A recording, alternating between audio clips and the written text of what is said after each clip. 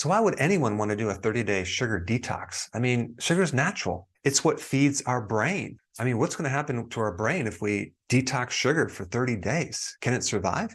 So let's dive into this topic. I have some new information I think you'll like, but it revolves around this one term called metabolic flexibility.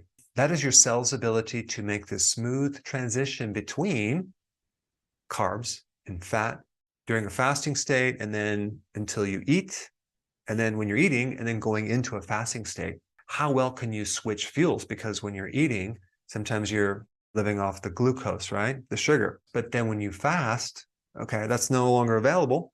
Can your body adapt to burning fat and ketones, which are kind of like little packaged pieces of fat? How smooth and efficient can this transition take place? As well as your cell's ability to utilize fat and carbs or sugar. When you're metabolically inflexible, this transition is very, very dysfunctional. Your ability to burn fat when you go into a fasting state is very difficult. So this does explain what's really behind why people can't seem to lose any weight when they do this fasting. And then also when you exercise, let's say you're going to do some type of endurance type of exercise where you actually need glucose every so often, right? Your body just cannot seem to tap into this fat fuel when you're exercising. That means you're metabolically inflexible. So this metabolic inflexibility leads to diabetes, obesity, loss of muscle protein. That's called sarcopenia, because instead of burning fat, the body sometimes will start using muscle protein as its fuel. So the whole determination of what fuel your body is using is all dysfunctional. The fuel comes into the energy mitochondria and it doesn't get burned, and sometimes it doesn't get stored and it clogs things up. If you were to look at the mitochondria, as far as this little assembly line of turning food into energy, you'd find all sorts of bottlenecks and traffic jams. And this is what's really behind so many chronic illnesses, including cancer. So this really described what happened to me in my late 20s. Boy, I could not go for any period of time without needing a snack, or else I'd get highly irritable. Ask my wife. I remember one time we were doing all these things to try to get healthy, and I decided to do a colemma. Okay, a colemma. What's a colemma? It's a combination between a colonic and an enema, and it was developed by Bernard Jensen. And in this colon cleansing program, you don't eat any food. You're drinking this mixture of psyllium seed with certain vitamins, with apple juice. And I have never felt worse during that period of time. And when I was fasting for that week, I couldn't tap into my own fat.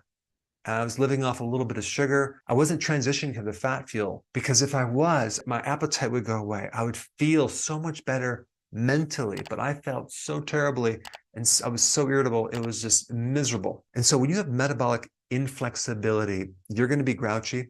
You're going to have anxiety. You're going to be tired. You're not going to be able to go for a long period of time without eating. And when you try to go on a fast, you're not going to feel good. You're going to feel tired. You're not going to be able to lose much weight. You're not going to have all the benefits that you could if you adapted and you were actually metabolically flexible. What's at the core of this problem is insulin resistance. And insulin is what controls whether you burn fat or not. And so if someone is metabolically inflexible, what's really going on is they have insulin resistance. And so the insulin is pretty high, even in a fasting state. You see this a lot with a diabetic, as well as obesity. With certain obese people, they can have like 3 times as much insulin as someone who doesn't have that problem. And so the consequence of all this extra insulin is that it's the message of don't burn fat, store fat. So the person tries and tries and tries and just can't lose the weight. But there is a way to transition over to create this metabolic flexibility, which really is insulin sensitivity. And there's many benefits for this. Okay, you'll be able to go long periods of time without hunger, without cravings. You'll be able to actually burn fat, which would be a great thing. And also your efficiency of burning sugar will be better too. The sugar that comes in the mitochondria can finally be burned as well. And so occasionally, if you go off your keto plan and you go on some carbs, your body can burn those fuels. So the ideal situation would be able to build up your body into a state of insulin sensitivity and metabolic flexibility. So I'm going to show you 4 ways to do that. And just so you know, if you did this for 30 days, chances are you would create a huge impact into this problem. Number 1, you eat less frequently. This goes against what people tend to tell you to do, right? Eat often to prevent hunger. Like this hunger is a bad thing, like you're starving. No, it's actually being hungry sometimes is a very healthy thing. It's in our genetics. We've been hungry for a very long time. And if we never let our body get hungry because we're constantly feeding it, we develop metabolic inflexibility. Number two, eat fewer carbs. All right, number three, and this may be a new one for you, eat sufficient amount of fat, but don't eat excessive amounts of fat if you are metabolically inflexible. Why? Because not only can you not efficiently burn glucose, you also can't burn fat too well either. That's why you can't lose weight. So why would you want to add so much extra fat to the diet? That would be a mistake. I'm not telling you to go low fat, but just don't add all these additional fats that so many people add into a ketogenic diet. I'll never forget the story of a friend of mine that went on the ketogenic diet. First of all, his definition of keto was just a high-fat diet, right? And he didn't want to do intermittent fasting. So he made these fat bombs. They're like pure fat, coconut oil and butter and MCT oil and maybe a little almond oil. And he was just down in these all day long. I think the first week he gained 5 pounds. The second week, I think he gained 7 pounds. That is not what you want to do. So get your fat that normally comes with the meat, okay, or other things, but don't go low fat if you're doing cheese or something like that, but don't add additional fat. And that way we can get your body to tap into your own fat. That is the purpose of the fat, to provide for extra fuel during times when you're not eating. And so when you go on a fast and you eliminate glucose, now the body has no choice but to burn its own fat. And we can really screw this up if our meal is very high in fat, because now we don't give the system a chance to tap into our own fat. So let's say you're doing 2 meals a day and you're adding this extra MCT oil and these extra fats. And even if you're going 18 hours, okay, all that fat that you ate in the last meal is still not used up. How do you expect to ever lose weight?